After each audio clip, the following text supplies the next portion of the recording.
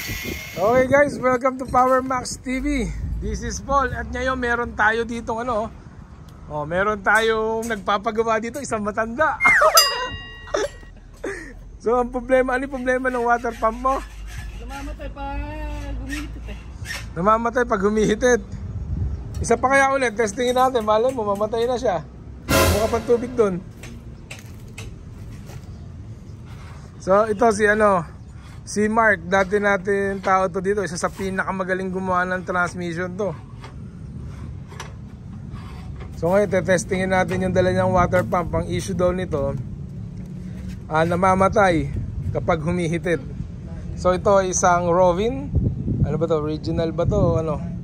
Original to. Robin EY20 5 horsepower water pump. So wala na siya recoil starter kasi una nasisira talaga dyan sa mga Robin na ganito yung recoil starter niya na to. Ayan, makinis pa itsura na to. Issue, namamatay kapag humihitit. So testingin natin ito kung mamamatay ba to pagka humitit. Ayan may dahon-dahon pa siya sa ibabaw. Pagpaswerte, baka pagka tinanggal yung dahon na yun, ito minuna yung under nito. So ito ngayon, ganito, mahal na ngayon to.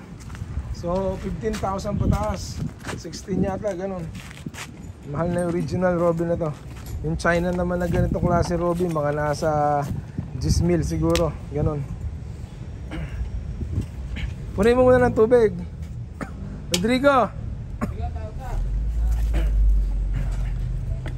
Ikaw sumate para pag puno na yung tubig, sasatiin.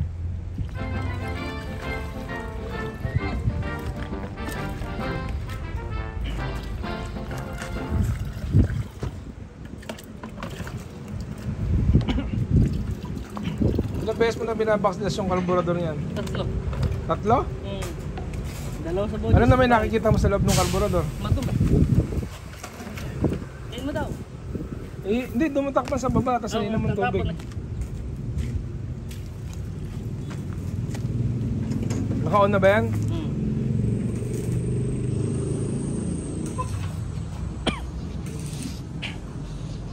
EY20. Hindi mo bilhin ng record. Ha? Hindi mo bilhin ng record. Bili, hinigit na nagkaram nga lang. Niram mo lang ba yan? Ilang hektare pa pinatutubigan yan? 2 hektare yan. Ayan, napakaganda ng andar. Sali naman ang tubig yung kamay niya.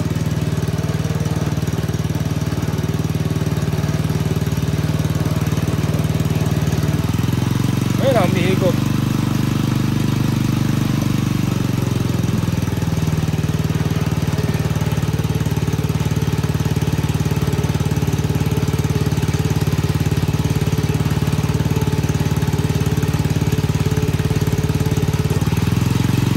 Hindi naman nawawala yung higop.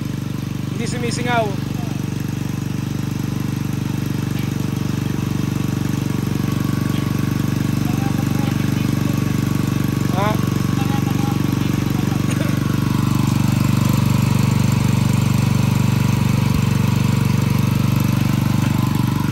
Sana kung may pumuputok-putok din sa sa tambucho, sasabihin natin yung barbula niyan. Kung meron namang gumaganong-ganon, nagpa-fluctuate, patay mo na.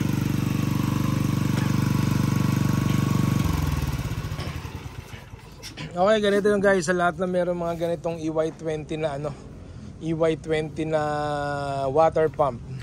Ayun, si Rodrigo dumaan pa Pero sa mga ganito, check mo kay langis, hindi kaya nag-overheat nun, kaya namamatay. Hanggang labi ba? Kasi ganito, pagka kulang sa langis, mag-overheat, namamatay din. Sobra pa. Naku, sobra pa ng langis. So, hindi naman pumuputok-putok para sabihin natin ding buya. So mapakaganda ng andar, ang ganda din ng presyon. Pag tinukop niyo yung kamay, dire-diretso naman yung higop, hindi naman bumibitaw yung lakas ng higop. So tinesting natin dito, okay naman, pero pagdating daw sa kanila, wala. So isang tendency nakita natin doon, nakatagilid, yun lang is hindi napupunta sa taas. O isa pa nakikita natin, nakatagilid, yung karburador sumasara, tapos gumagalon daw, weng, weng, weng. So hindi makapasok yung yung gasolina, nabablock. Hindi pantay yung siguro nasa gawin taas yung hindi naman nasa gawin taas yung yung fuel cock. Hindi umaabot sa may tuluan ng hose. Kasi pagka nag-eng-eng-eng-eng yan, yung ganon, para sa mga generator, may governor kasi yan. Ngayon, pagka may governor, kinakapos. Pag ginaganon, eng-eng-eng, kinakapos ng gasolina talaga. Tapos bigla na naman darating yung gasolina, titinoy andar, tapos kakapusin, parang hihina na naman, tapos biglang lalakas, babalik yung gasolina. Sa andar naman na yun, okay naman yung karburador. Di ba, Rodrigo? So si Rodrigo nga pala, sikat na sikat dito sa vlog natin. May mga customer tayong naghahanap sa kanya. Si Rodrigo talaga lagi hinahanap. So ayan. So ayan guys, sa lahat na may mga ganyang EY20, so ito palagay ko okay naman. So namatanda lang siguro to. Wala bang engkanto dun sa inyo? Kasi kung papalitan natin ignition coil nito, hindi naman sa ignition coil yung problema kasi umaandar naman na matagal, hindi na mamatay. At saka dire-diretso na may andar niya. Kung papalitan naman natin karburador nito, ang ganda naman ng minor, sana uundap-undap yung andar nito. Hindi naman di sa karburador. Kung sa mechanical seal naman, ayaw naman bumitaw ng presyon, ba't mo papalitan ng mechanical seal? So para sa akin, okay to. So walang sa-isa yung pagkapunta niya dito, walang nangyari, Ha? Kanuro yata. Nakakatatlong water pump na akong dinadala ron.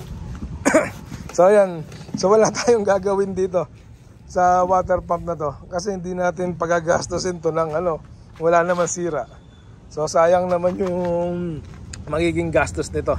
So yun lamang guys, kung may tanong kayo sa EY20 5.0 Robin, comment down below. Don't forget to follow our channel and mag-subscribe na rin kayo and hit the notification bell. Hindi ka tumatawa ka dyan sikat na sikat ka na kasi. Ala, si Tito Will, shout out nga pala kay Tito Will. Kamusta ka na dyan, Tito Will? Namimiss ka na namin. So yun lamang guys, thank you for watching and God bless everyone. Power Max TV. Paunawa, pwede rin pagmulan ng sira ang makina ang governor. Hindi ko lang na-check. Next time na lang.